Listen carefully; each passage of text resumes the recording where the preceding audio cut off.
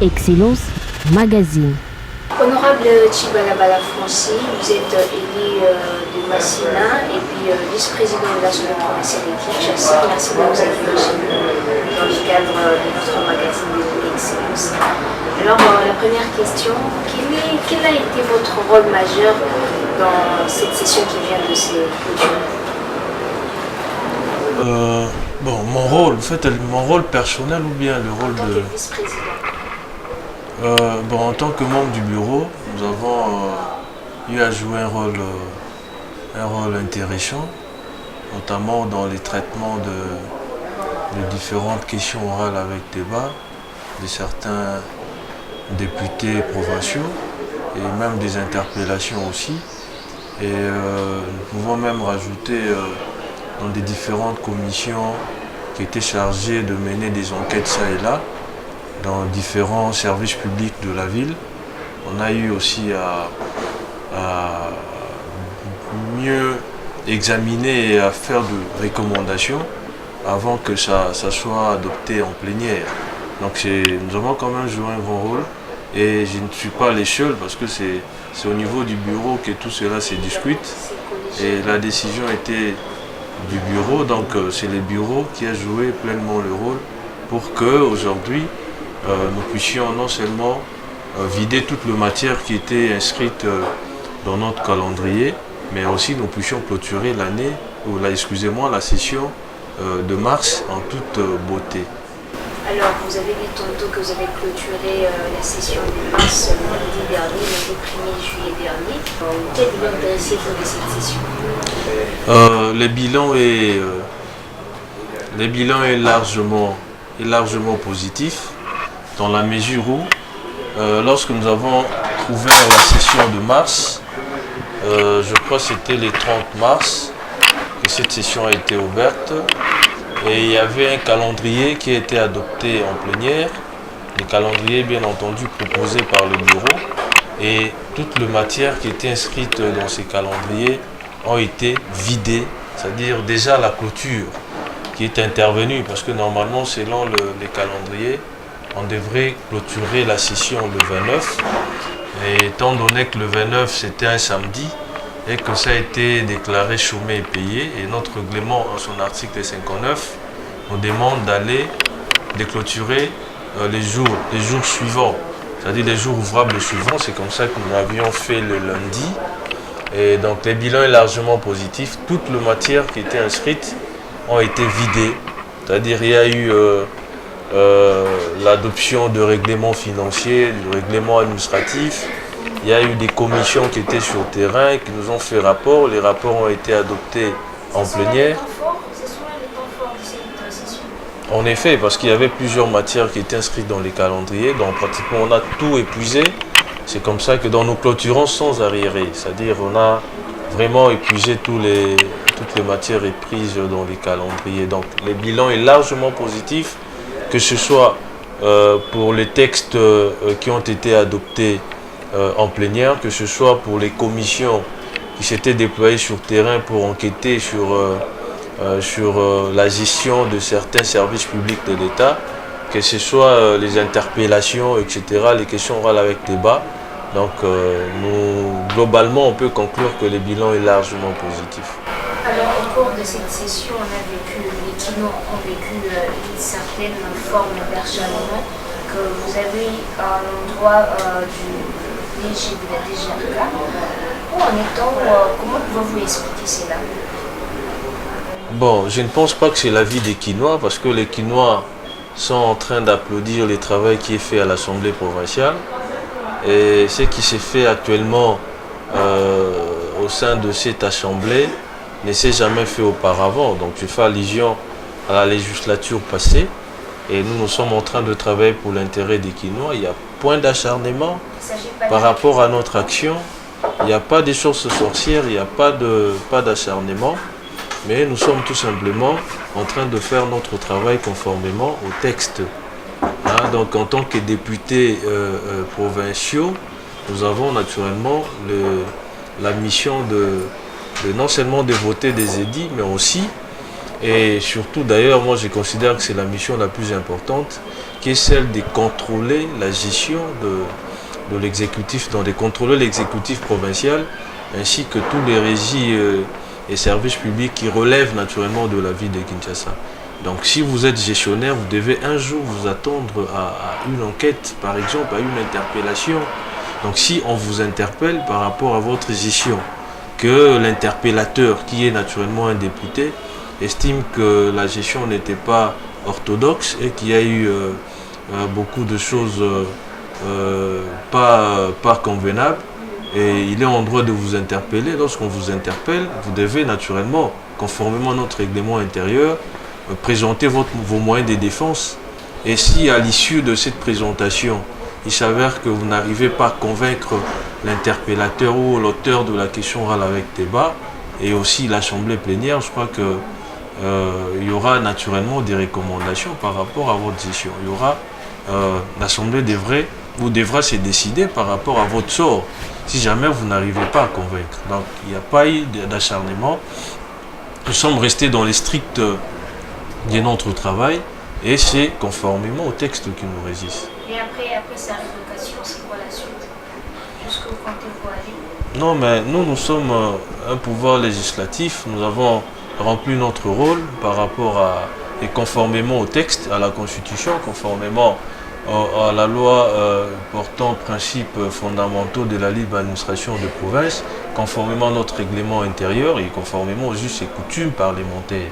Donc, excusez-moi, et nous avons naturellement déféré en justice pour que la justice à son tour puisse prendre ces problèmes à bras le corps, parce que nous ne pouvons pas interférer à la justice en vertu du principe de la séparation de pouvoir, et nous sommes le pouvoir législatif et la justice, donc ce sont deux pouvoirs qui sont distincts, et la justice a le loisir naturellement de faire ce que bon lui semble par rapport à ces dossiers. Donc quand je parle de la justice, je vois les procureurs généraux, etc.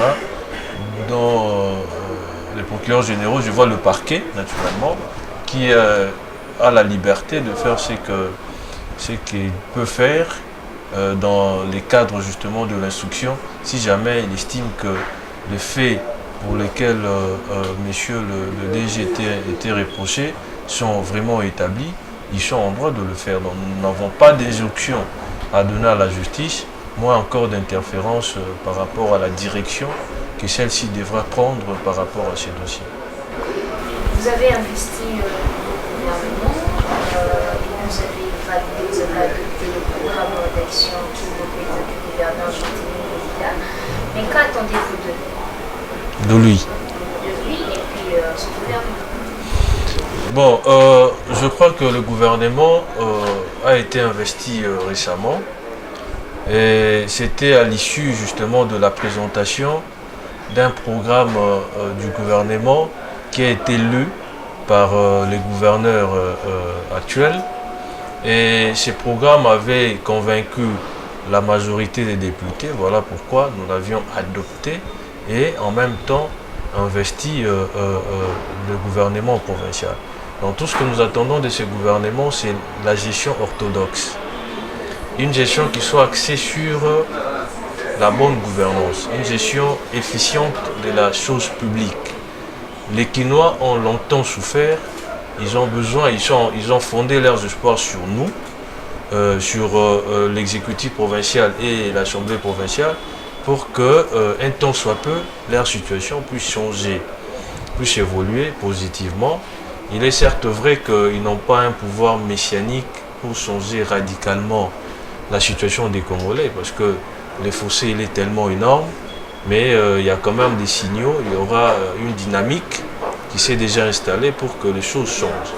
Donc le gouvernement provincial doit tenir compte des desiderata du peuple des Kinois, doit tenir compte de la misère des Kinois, de la situation pratiquement précaire, problèmes de santé, etc., problème d'eau, problème du courant et tout ce qu'il y a comme gang, etc., l'insécurité et tout ça, et les problèmes des transports. Et le gouverneur étant un Kinois, il vit avec les Kinois, il sait les problèmes que connaissent les Kinois, Donc il devra naturellement axer son action sur l'intérêt de nos populations. Et je crois que si cela est mis en exécution, il aura notre appui, notre soutien en tant qu'organe de contrôle, naturellement. Mais si c'est le contraire, je crois que nous allons remplir pleinement notre rôle en tant qu'autorité, en tant que première institution de la ville et en tant qu'organe qui est chargé justement de contrôler, de veiller sur l'exécutif provincial. Croyez-vous la main sur le cœur que ces gouvernements pourraient poster quelque chose à Kinshasa, améliorer les blasons garnis comme ils le disent récemment? Bon, après avoir lu les programmes ambitieux du gouverneur, et nous en avons la ferme assurance que ce gouvernement va vraiment travailler pour l'intérêt des Kinois. Mais nous sommes en train de parler de la gestion de la chose publique, donc de la gestion de la ville de Kinshasa. On ne doit pas croire avec beaucoup de naïveté. Nous sommes sur nos gardes. Nous sommes en train de voir si le gouverneur va effectivement exécuter son programme tel qu'il nous l'a présenté à l'Assemblée plénière. Et si c'est le contraire, en tout cas, nous ne manquerons pas de prendre nos responsabilités en tant que l'organe chargé du contrôle de l'exécutif. Très bien. 59 ans après l'indépendance de la République démocratique du Congo, quelle lecture faites-vous sur le plan politique, sanitaire, culturel et tant d'autres domaines? Quel est votre point de vue? Je crois qu'il y a un fossé énorme entre l'âge qu'on a après notre indépendance et les réalisations qui sont physiques, qui sont visibles. C'est-à-dire, en réalité, moi je crois qu'on a passé plus notre temps dans des chamailleries, dans des conflits inutiles, dans des guerres, dans des combines, dans des arrangements politiciens pour un positionnement quelconque, au lieu de s'attarder naturellement sur le vrai problème de fond qui se pose. Notre pays, pratiquement dans tous les secteurs, n'a pas décollé, là il faut le reconnaître.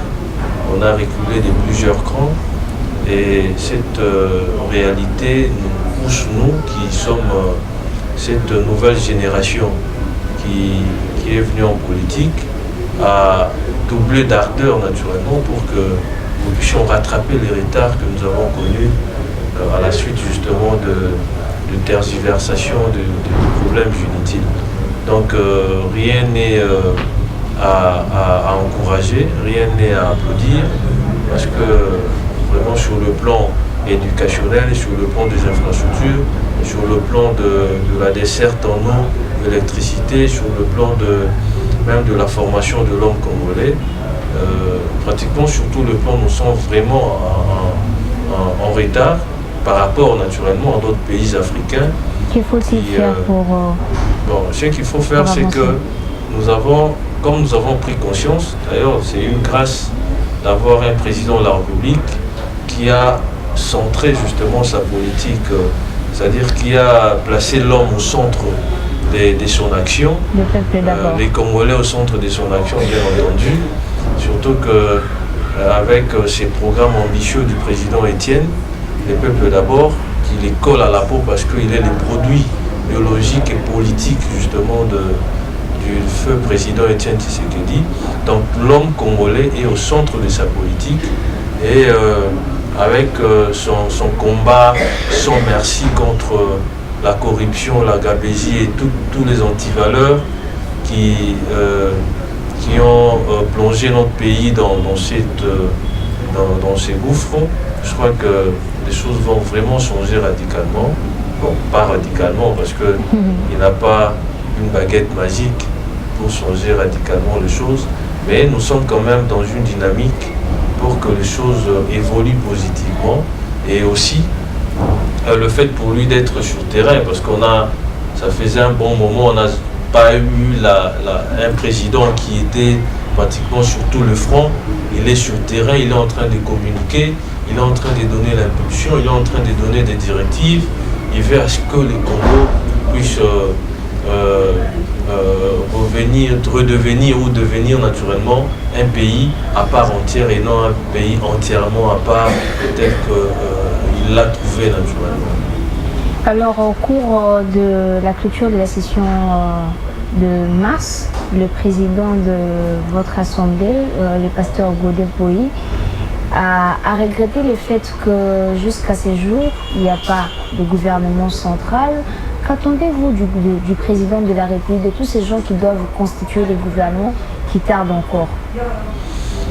Bon, je crois que le gouvernement central va arriver bientôt parce que... Oui, c'est toujours bientôt. Dernièrement, on a dit bientôt. En effet, aujourd'hui, on dit bientôt. Demain, on dira aussi bientôt. En effet, ça va arriver bientôt parce qu'en croire les négociateurs, parce qu'il faut souligner une chose, qu'il y a eu une alliance entre le FCC et CASH et qu'il fallait naturellement accorder des violons par rapport à la taille du gouvernement, par rapport à la nomenclature de ministère, par rapport au poste ou aux individus qui devraient naturellement diriger certains portefeuilles. Donc c'était un gros travail et vous savez que nous venons quand même des horizons différents. Nous étions avant dans l'opposition, ils étaient du pouvoir avec... bon ça ce n'est pas un secret pour personne, on s'est regardé en chaîne de faïence et maintenant qu'on est en alliance, vous voyez, il y a quand même des égos qu'il faut taire, il y a des choses qu'il faut mettre de côté pour l'intérêt de la population, l'intérêt du Congo. C'est comme ça que ça a un peu pris du temps, mais déjà ils sont en train d'atterrir.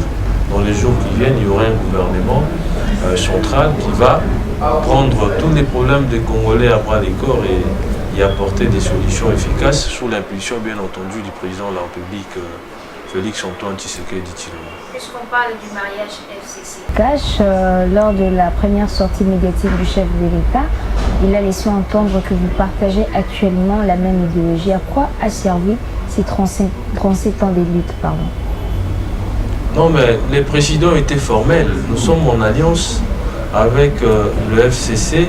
Ça ne veut pas dire qu'il y aura continuité, parce que tous nous savons que la gestion n'a pas été efficiente, la gestion de la chose publique n'a pas été efficiente. Maintenant que le président est arrivé avec sa vision, avec sa politique et les combats acharnés contre les antivaleurs, contre la corruption, etc., les détournements, il avait même lui-même souligné que nonobstant le fait qu'on est en alliance, mais tous ceux qui seront dans le gouvernement ou tous ceux qui sont considérés comme ses collaborateurs, qui viennent des partis du FCC, qui viennent du FCC, etc., ils doivent rentrer d'abord dans sa politique. Donc tout celui qui va se méconduire par rapport à la vision du président de la République, il sera naturellement défenestré du gouvernement. Donc quand il dit que nous partageons la même politique, la même vision, c'est par rapport à la vision qu'il a pour la population congolaise, pour le Congo.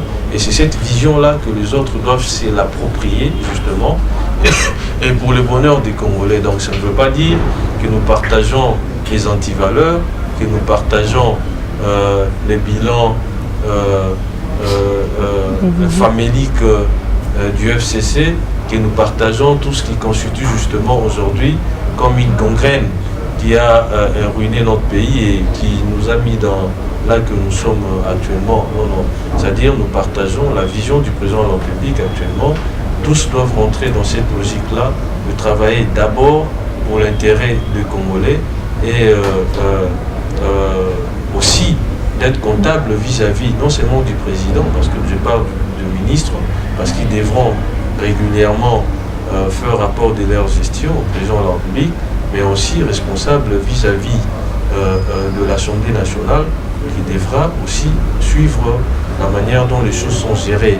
Donc l'Assemblée générale qui est la représentation nationale, qui représente pratiquement la population congolaise, et quand on est comptable devant l'Assemblée nationale, c'est indirectement, on est comptable envers la population qui est justement les premiers bénéficiaires de notre action en tant que politique. Donc cette vision-là, c'est la vision imprimée par le président de la République et non une autre vision. Mais aussi, nous sommes tous des socialistes, que ce soit le PPRD parce que c'est le parti phare, que ce soit l'UDPS, nous sommes tous de la social-démocratie et que c'est l'homme qui est au centre de notre politique. Et s'il faut appliquer au pied de la lettre les notions sur ces courants-là, je crois qu'on va travailler pour l'intérêt de la population, à moins qu'on garde toujours ces antivaleurs-là, cette façon pratiquement moyenâgeuse de gérer la chose publique, qui ne soit pas dans l'intérêt justement de la population. Êtes-vous d'avis avec moi qu'aujourd'hui il est plus qu'impérieux de renouveler la classe politique avec des hommes très conscients, intègres comme le veut le président de la République? Bon, moi personnellement, j'ai toujours milité pour le code de bonne conduite pour les personnels politiques, c'est-à-dire pour le politique congolais.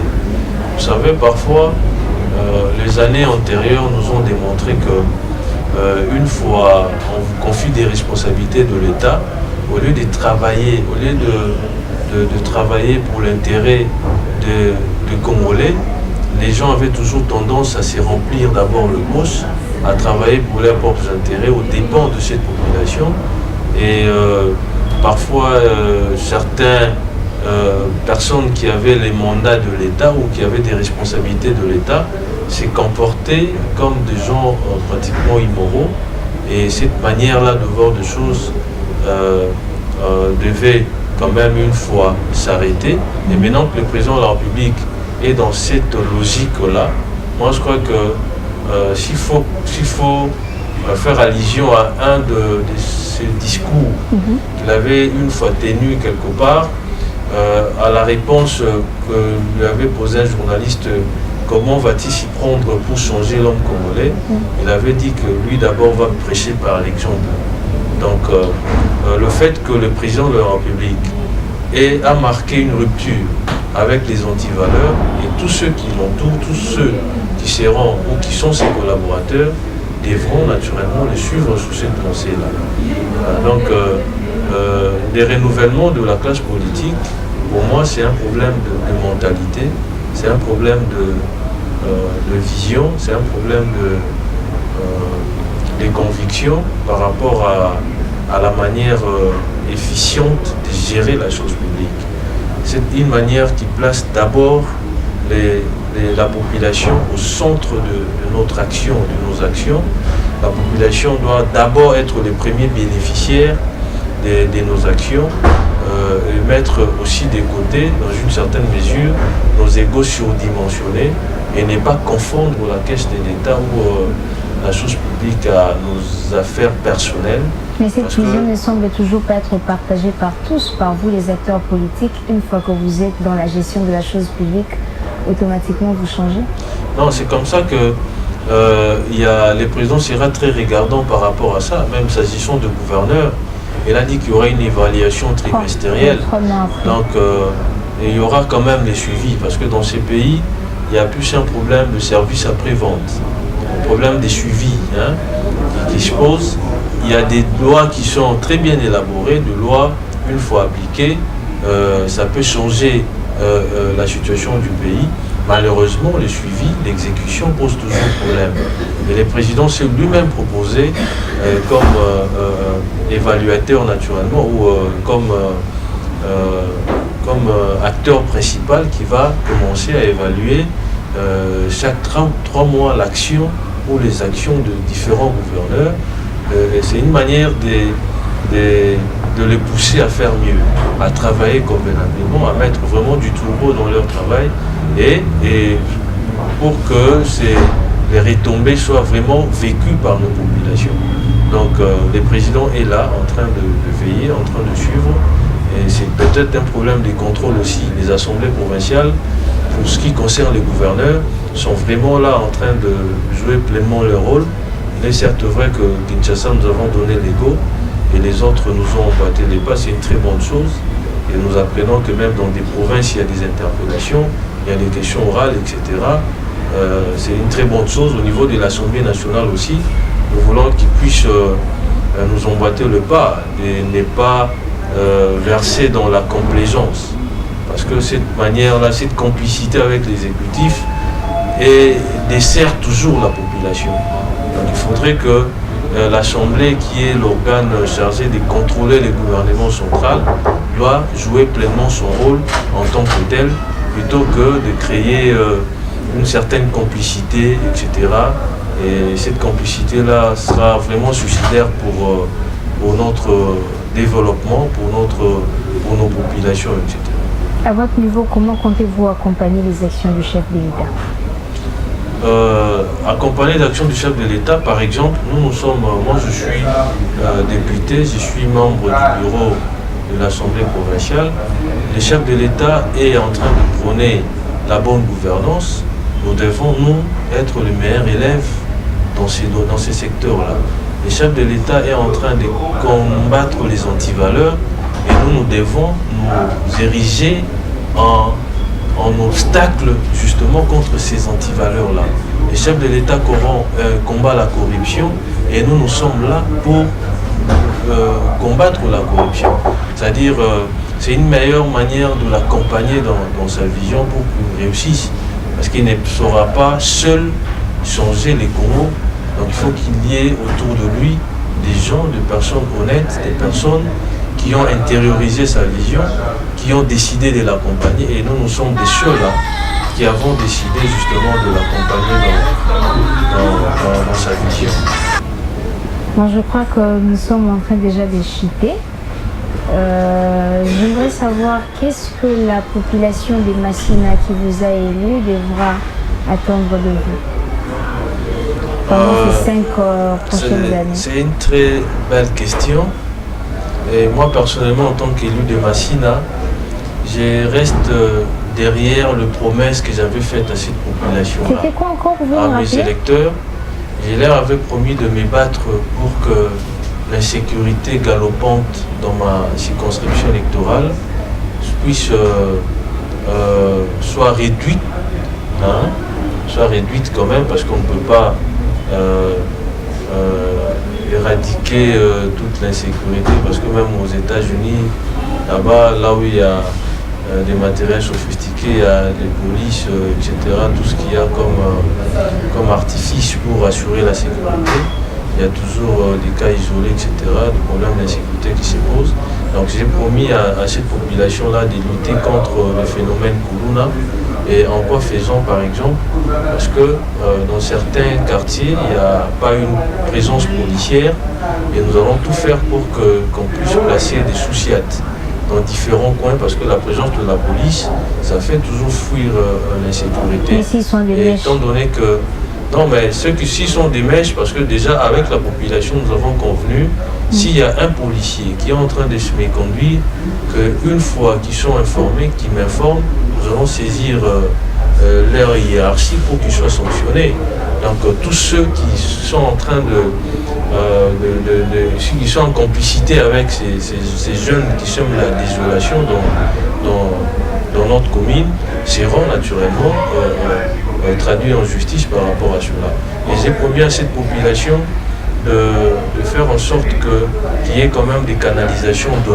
Parce que quand il pleut, les eaux de pluie ne sont pas évacuées, les voies deviennent impraticables, on ne sait même pas entrer dans les avenues, etc. Et je crois que j'avais même partagé cela avec les gouverneurs pour qu'on voie dans la mesure du possible comment. Et je suis d'ailleurs très content parce que la route Pelende qui va vers Mapela, au début on l'a érigé sans caniveau et la population avait réagi. Maintenant on est en train de construire de caniveaux pour faciliter l'évacuation des eaux, etc., des eaux de pluie bien entendu. J'ai promis à cette population de faire en sorte que pendant notre législature, il y ait quand même une desserte en électricité, parce que dans certains coins de Machina, il n'y a pas du courant, alors que nous avons pratiquement, nous sommes à Kinshasa d'abord, et puis c'est question tout simplement d'une bonne politique. Ça veut dire à cette population, je me battrai pour qu'on ait quand même du courant dans tout le coin de Machina. Et le gouverneur est informé de cela, de mon programme ou de mes promesses de campagne. Et je suis vraiment derrière ces promesses pour qu'elles soient vraiment, qu'elles prennent corps, hein, pour qu'elles soient vraiment exécutées par l'exécutif provincial, bien entendu. Et je suis heureux parce que même le gouverneur a fait pratiquement la sommation de tout ce qu'on a fait comme promesses durant les élections à nos bases. Et il en a fait un programme. Et je crois que cette population doit s'apaiser. Nous sommes vraiment en train de vouloir travailler pour leurs intérêts. J'ai aussi promis à cette population de proposer à l'exécutif, une fois élu, de créer des écoles de métiers, de créer des écoles de métiers. Ça fait pas beaucoup de promesses pour 5 ans seulement? Non, ça ne fait pas beaucoup de promesses. Vous savez, Kinshasa a beaucoup d'argent. Quand nous avons lancé les enquêtes sur la gestion de la ville, on a découvert qu'il y a des millions qui sont entrés dans des poches de gens. Alors ces sommes exponentielles pouvaient servir par exemple aux actions telles que je viens de souligner ici, construire par exemple des écoles de métiers ou créer un certain partenariat avec par exemple l'INPP. Vous prenez tous ces jeunes-là de Zévré qui sont de Koulouna aujourd'hui, vous les inscrivez là-bas, ils apprennent le métier. À la fin de leur formation, vous pouvez les financer pour créer justement leur propre... par exemple, quand vous formez quelqu'un en menuiserie par exemple, il termine sa formation, vous lui donnez ne fût-ce qu'un moyen dérisoire pour se créer ou se construire ne fût-ce qu'un atelier. Et une fois les gens commenceront à venir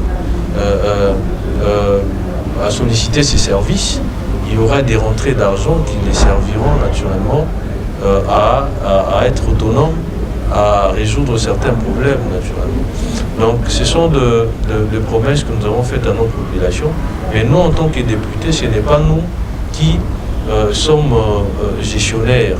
C'est-à-dire nous ne sommes pas exécutifs, nous avons des promesses et ces promesses-là ont été communiquées au gouverneur. Il nous revient à ces derniers naturellement au regard justement de son programme d'action qui rencontre pratiquement les désidérata de nos populations.